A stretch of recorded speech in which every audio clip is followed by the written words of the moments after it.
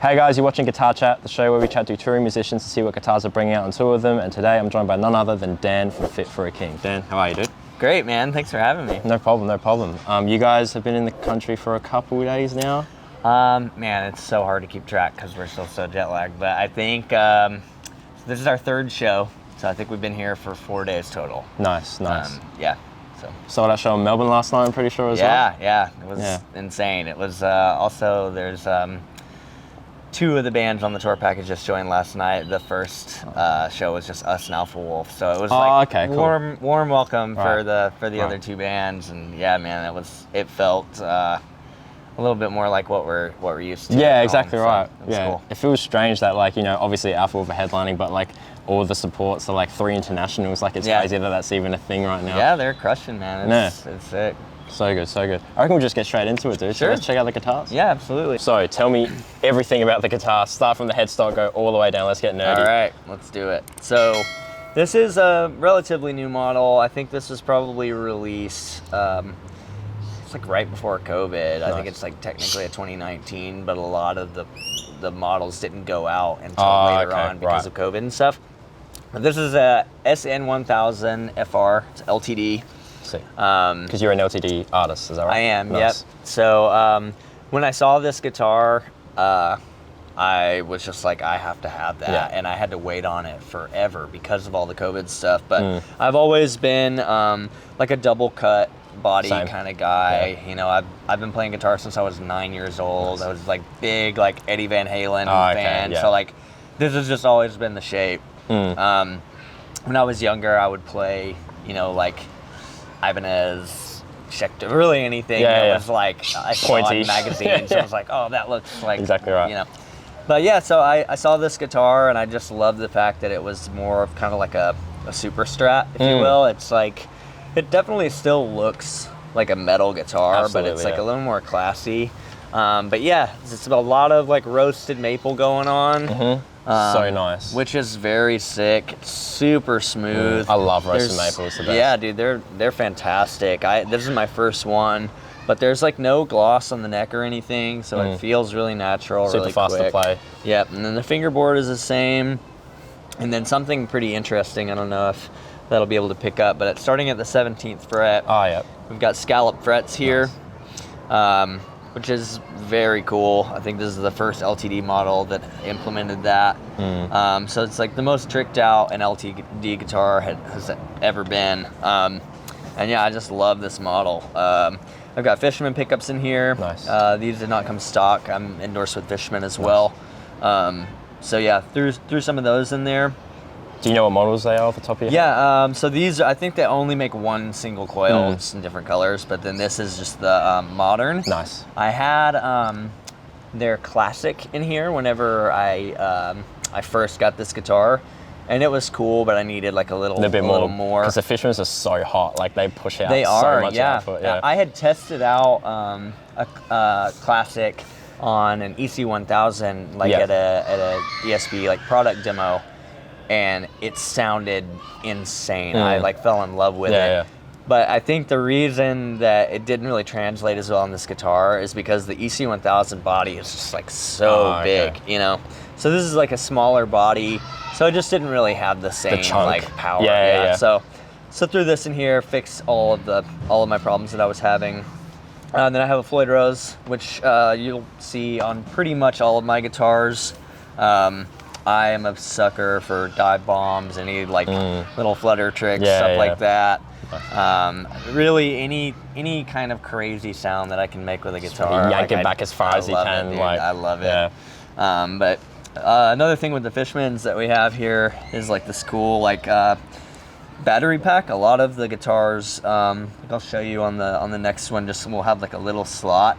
But this is like actually like to where you can guard the strings and you can get in here and still adjust. But the power is just like included in the back. So how often do you find yourself charging? Or you just charge it before every show kind of thing, or every tour? It's not even every show. I think like, I forget what they advertise, but it's something ridiculous. 400 hours or something crazy. So you know, it's like might not even ever have to do it. Hardly ever have to charge it. I do sometimes just to kind of for like preemptive, like, but yeah, I've never had it like go dead on me or anything. So Well, that's fine then. So You it's don't have to great. worry about it. Yeah, no, it's awesome. This has got a, I think it's 4 selector there, tone, volume, pretty standard. Do you find yourself messing with it? No, dude, I literally, I think whenever I'm at home, I do more, but like whenever I'm playing live, even solos and stuff, like I'm hardly ever flipping. Yeah, because like flipping up and down, like dude, it's just too much like, effort. Just give me a bridge, like leave tone and volume cranked, like I'm pretty good to go. Focus on the playing more than like switching pickups Exactly, and stuff. yeah, and we also, like we run Kempers, so Oh, okay, nice. we have MIDI like patch changes, so I don't even have to like mess with the you're not pedal board. tap dancing, like I nothing. literally just play. That's so good. That's so good. That was a game changer. For sure. So, but yeah. Yeah, nice. What tuners are on these ones? Do you know if it's? Oh, they're just like stock LTD. Yeah, I think so. These are actually Grover. Oh, okay. Yeah. But yeah, they're pretty standard. Like no locking or anything. But that's the nice thing about the Floyds is like you can lock this down. And then, dude, I mean, I can like yank on this thing, and I'd never have problems with it. This is in drop A sharp. My other guitar is in drop F, and even with that one, I still like never have any. Because that's got a Floyd on it as well. That's crazy. Yeah, you don't have any tuning issues. Yeah, dude, I can't say enough good things about ESP LTD. Been with them for a little while now, and they treat me very well. Nice. So. Yes, but I think like the last couple of years they've just been pushing out these like super modern guitars, and it's so nice to see. Like, even though this one is like, it's got that classic kind of look, it still plays modern. Got the Fishmans, got the scallop frets. Like, how do you find like when you play the scallop frets, like, is it noticeable or is it kind of just like out of sight, out of mind kind of thing? So for me, I don't actually feel any difference like with my fingers. Yeah. It's more so like visually different. So seeing it is weirder than anything at first. So it'll like kind of trip you out. But once you get used to it, like we just did a music video and I had gotten a loaner. That was, it was an SN model as well, but it was just like, it was, I forget, the bridge was just like a hip shot or something, baritone. I didn't notice for the first 2 days that it even had scallop frets on it because I've gotten so used to it. That's good then, at least. So yeah, it doesn't really throw me off, but it is nice because it definitely helps with like, once you're way up here on the neck, like getting more like pure notes, better intonation, and stuff like that. So yeah, I might have to try it out myself sometime. Yeah, man, feel free to pick this thing up and I might have a go. And check it out. Oh, it's not too heavy, is it? I thought it'd be heavier with the Floyd. No, it's actually a pretty light guitar. Yeah. Oh, you're right. Like when you do see it, it's like you feel like you're pushing so deep into the guitar, but like like with the frets and stuff, it will kind of just sit on top. Yep. So nice. And this is a ash body? I believe so. Yeah. I love this like sandblast exposed look. Yeah, man. I really want to. I've been telling Tony, my rep at ESP. I was just like, dude, you have to make me a 7 of like this model. I would like probably trick it out even a little more. Yeah, 100%. With a custom, but. I'm noticing like on the back here, it's like this really nice like subtle thing. So when you go up there, like it's not in your way or anything, even though it's a bolt-on. Like it is bolt-on, which I don't typically have, but I have several of these models, and they're my only bolt-on guitars, and I don't have any issue with them. I was kind of wondering like if I would, if like the bolt-on thing would be weird or anything, but it's been totally fine. Yeah, I'm a bolt-on boy through and through. I love my bolt-on guitar, so this is so nice. So nice. Thanks for showing that, dude. Let's go on to the next one. So this is the one where it's a bit more in my territory. This is the big boy. Yeah. This is standard scale. I have a couple 7s they're baritone. But honestly, I can't really tell much of a difference when I'm playing them. I've never been a guy that like really paid super like close attention to like neck lengths and stuff like that. And I have like smaller hands, so you'd think that it would be like a big difference, but I don't know, for whatever reason I'm just like, dude, like I'll give me a bass, I'll show that, like I'm 34 inches, no problem. Yeah, exactly. So this is the E2 Horizon, 7-string, obviously. A lot of the same stuff here. Instead of like the roasted maple, obviously got like an ebony fretboard. This guitar, like just by nature, is going to be a little bit nicer because it's E2. That being said, though, I just think all ESP models, like, I don't really notice a big difference. Really consistent. Is the E2 American or Japan made? I believe it's Japan. Okay, cool. The only American mades I think are just like the actual like ESP. Okay. Right. But yeah, dude, I really don't notice like a difference in quality really between like my E2s and LTDs at all. But yeah, like a lot of kind of the same stuff. I mean, like again, Fishmans, these are moderns, 7-string model. Floyd, once again, this one's just got like a 3-way switch. Nice and once easy. Again, just like leave everything cranked. I leave the back off of this one because it doesn't have like, it didn't have open access, and like I said, the charger is like in this port right here. So I just kind of have this for easy access. A lot of people don't realize with Floyd's that the springs can actually work as like a tuning method as well. Right. Oh, like when you like block it off kind of thing?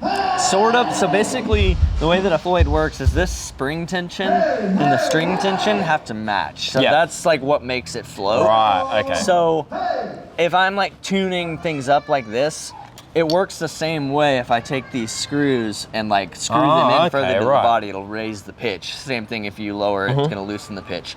So I leave that off just in case I need any more fine adjustments. Just quick ones, yeah. Even though like you do still have the fine tuners as well, but it's like, you know, if I'm struggling, if something's like a little sharp or a little flat, super easy to just like, just quick like turn, tiny little, Don't have to touch anything up there.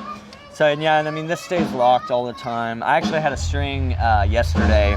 Oh no. That I changed strings yesterday, but as I was changing them, the first thing that I do is like loosen all of these, and my high E was actually broken at the top, but these stay like so like clutch that I was literally playing with like a broken string. Wow. It wasn't like actually like snap, but it was broken, it was frayed, you know, like and still just was able to keep playing and so tune, crazy, like, dude. It's pretty wild, man. But you can feel this one. This one's like a little heavier. You can definitely feel like some more weight. Yeah, it just like it does have a little bit more heft to it, but you know, I kind of like weight in guitar sometimes. It gives off like that premium kind of feel. Definitely. I like how it's like this one's a neck 3, I'm assuming.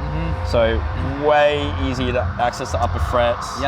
Super nice. I do like their cutaways. Like I said, I do have pretty small hands, but I feel like anybody would be able to get their hand in there. Oh yeah, no All problem. of my guitars are 24 frets. Yeah. I just like have to have them. Same. I like am legitimately uncomfortable on a guitar with 22 frets. Yeah, same. I just like, it's always that having that like octave up there for solos, especially for tapping if you're riffs. A drop tune player. Exactly right. It just makes sense to have that that like 24 for certain things. Like, because if you're like say in standard speak, like if you're in drop D, so many of like the scales you can like still go all the way up to the 24 and like bend it into the key, you know. So I use the 24th fret a lot. Not as much in fit. I play in another band called Phineas. And so I spend a little bit more time higher on the neck in that band. But yeah, man, it's a great guitar as well. And I mean, I've like beat the hell out of this thing, and it still is as good as the day that I got it. Nice. So. Nah, it definitely feels solid, looks solid, nice blacked out look, like super premium, dude. I actually, I never was really a big 7-string guy. Like I mentioned to you earlier, like I've been playing guitar since I was 9 years old. 7-string, they probably existed, but they were nowhere near as prevalent. So like every guitar that I had my whole life basically has been a 6-string. When I joined Fit for a King, they're tuning and like stupid, drop stupid or whatever. Ridiculous. Drop F, this one's in, right? Which is just ridiculous. But so I was like, okay, I need to get a 7. For a while, I was doing the 6-string and just using like a drop tune. The Digitech? But like you lose like so much tone. Like I was having to drop like 5 single tones. True. Once you go past 2, it gets a little bit shaky. Is there like some latency involved as well when you're using it? Not with the Kemper. So like the Kemper is just like has a transpose function. Oh, okay, cool. So it works really well. And there are still songs to where there will be certain parts, like we're in F, but like there's a song from the last record that like the breakdown of the song goes to E. So I don't have to like, and the MIDI just changes it. So like good. I said, MIDI controllable should be on everyone's rig if they can do it. When I figured that out, it was life changing. But so I haven't been super comfortable with 7-strings until recently, and I still am way more comfortable on a 6-string than I am a 7-string. It's your bread and butter, so like definitely, man. But I do have a lot of fun playing this. It is cool, like to I don't feel quite as like shreddy on this guitar per se. You kind of just go into this like almost caveman kind of mindset. Like yeah, exactly right. It just feels like, so yeah, I like to say this is like my right hand guitar, that's my left hand guitar. That makes so much sense, yeah. So, but yeah, man, it's cool. It's black gloss, so it gets like gross pretty easily. That's another thing I like about the body of the other one is you can get it as dirty or in a light or anything. Like if someone like a photographer's taking a photo, you're not going to see your marks on it or anything. Can't tell at all. Yeah. But yeah, I still love it, man. It's a great guitar. Most of my guitars, like I said, are the M model. Yeah. So this is a Horizon, and I like this almost as much as the M. There's something magical about those M models. I don't know what it is, but everyone that I've had just sound and play like amazingly. So this is great. I got it because there at the time were like a limited amount of like 7 strings with a Floyd. Yeah, true. Like getting more sparse and sparse as the years go on. Yeah. And I mean, like I'm really picky about like colorways and stuff too. Same. You got to be. Yeah. So unfortunately, I'm kind of getting to the point now to where like, you know, I can kind of like swing for the fences, try to like, if I do like a guitar, be like, oh, like, you know, getting in another color or whatever. But I do think that the Horizon is just, you know, like that's probably my next favorite model. I do love the pointy headstock. Yeah, so pointy, isn't it? I typically prefer a reverse headstock. Yeah. I don't know what it is. I just think it looks more metal. Yeah, I think so. Like, I don't know why. But it does. But I mean, like from a functionality standpoint, it's actually better to have the non-reverse because, like, I guess in this case it's a standard scale. But if it was like super long, sometimes the string might not even reach. Like, I've had that happen to me a couple of times, but the one thing that we had to do with this guitar was kind of like drill out this. I've had to do that a couple of times as well. And like. So I'm assuming that must be more than a 74 then. This is a 74. Oh, okay. Yeah. Right. Okay. Yeah. But like the way that they're made is like your whole like gauge is here, but like when you open the string, it would have like the taper, a little bit of taper. Yeah. And I didn't like having the taper. I just like didn't trust it as much. So like I got our tech John to like drill out these holes a little bit more, and I do. People I feel like are surprised a lot of the time because I play pretty thin strings considering like the tunings and stuff that I'm playing in. So this is like 74 to an 11. I think this is like a 56. Yeah. And basically the way our tuning works is this is all A sharp, like drop A sharp. Oh, okay. Oh, so you're using 56 and A sharp. Yep. Wow. Okay. I've always I think it came from my other band, like I was saying, spending a lot of time like higher on the neck. I love getting a lot of expression out of my playing. Yeah. And I could just find like that I would like be able to do bends. I used to do like drop C and I would do 10 to 52. Wow. So I figured A sharp like that's if you're translating from that, it does make sense, yeah. But yeah, so like they're pretty light. But that's just always the way that I've liked to play. Hey, if it works, it works. For like squeals and stuff. Oh yeah, absolutely. I don't want just like a boo, you know, I want to be you want to be able to pinch it. Yeah, like, exactly right. Really send it. I started doing like the Adam D thing where like multiple fingers, you know. In every second note of every song ever that when he plays live. Dude, well that's what's fun about like it's not so much like on our recordings, but live it's like free for all. I'm just doing dive bombs and pinches all over the place. People love that kind of stuff. Yeah, absolutely. Like, why not? Oh no, I will. Like someone guitars about, oh man, that sounds sick. But yeah, man, great guitars. Like if you're people watching, if you're thinking about ESP, like could not recommend more highly. Not even just because like of an endorsement or anything. Like, even I can say every LTD I've touched is really consistent. I've been playing them for a long time, even before I was endorsed. They hold up. Nice. Well, yeah, man. Thank you so much for doing this, dude. Thanks for having this is me, man. awesome. I appreciate it. Can't wait to see you tonight. Thanks a lot, bud. Cheers.